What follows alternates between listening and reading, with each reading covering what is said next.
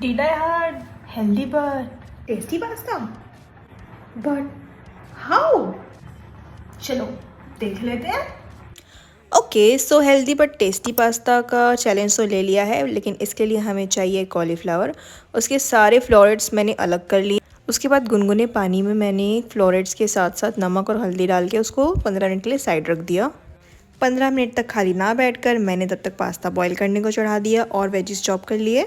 15 minute बाद मैंने cauliflower florets को दूध, गार्लिक और थोड़े से काजू के साथ बॉईल होने को रख दिया और फिर एक पैन में उतना ही तेल लिया जितने में वेजिस फ्राई हो जाए। जैसे ही कॉलीफ्लावर बॉईल हो जाता है मैंने इसको ग्राइंड करके वेजिस वाले पैन में डाल दिया।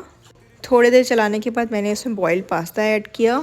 ओके, सो अब टाइम आता है इसको ट्राई करने का और मेरी शक्ल देखकर आप बता सकते हो मुझे ये बहुत अच्छा लगा।